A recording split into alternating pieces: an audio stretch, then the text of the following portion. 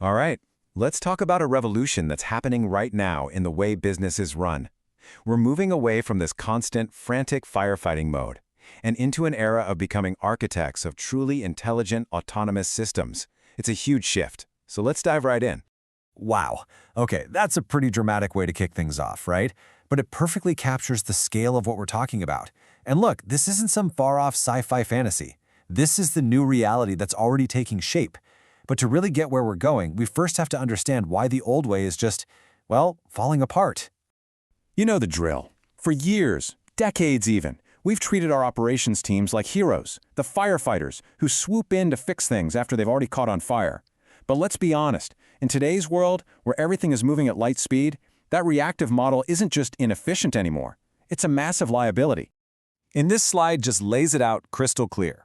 On the left, you've got what most companies are still doing. Slow, manual responses that completely depend on a person noticing a problem. On the right, that's the 2026 standard, systems with basically zero latency that don't just react faster, they act before a problem even happens.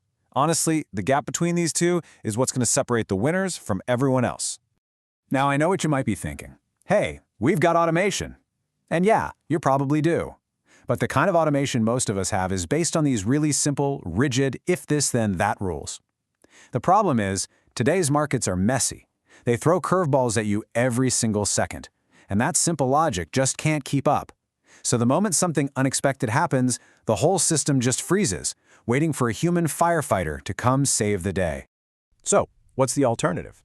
It's about taking a leap from basic automation to true autonomy. We are talking about building a self-healing engine, a system that can actually diagnose its own problems, design a fix, and deploy that fix all by itself, in an instant. And at the very heart of this new engine is something called the Observer-Actuator model.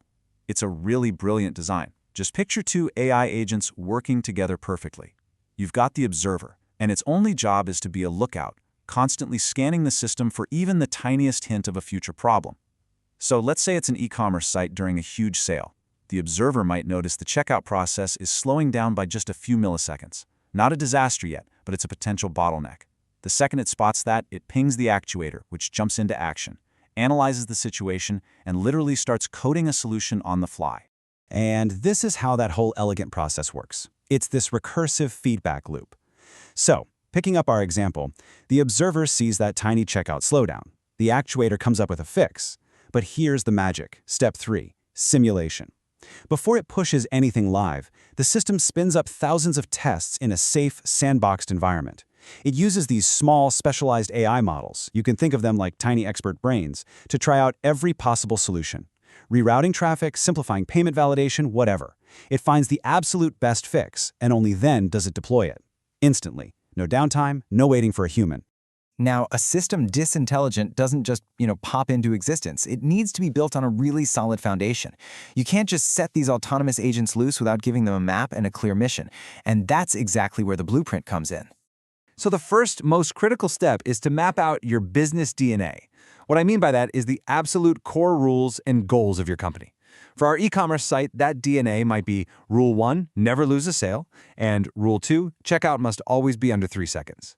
You bake that DNA into what's called a digital twin. And don't think of this as some static chart. It's a living, breathing, perfect simulation of your entire company that understands those core rules.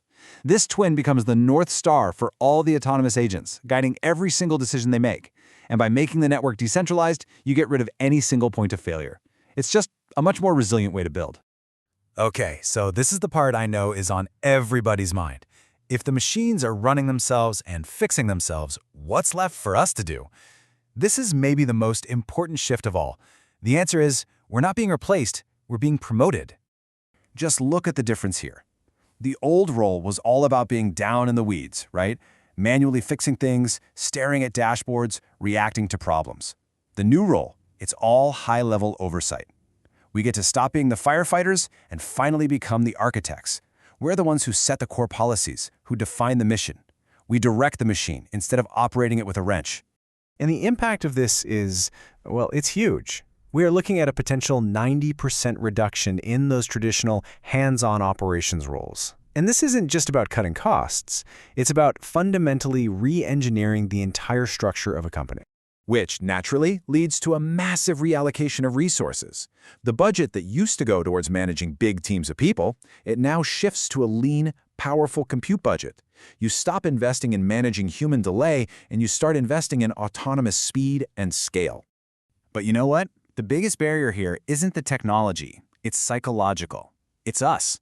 It takes this huge cultural shift to actually trust a system that can rewrite its own rules on the fly to meet the goals we gave it. It's all about learning to let go of the steering wheel. So let's zoom out. What does this all add up to?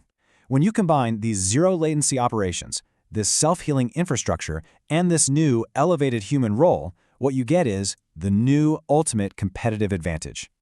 I absolutely love this phrase for it: lean indestructibility.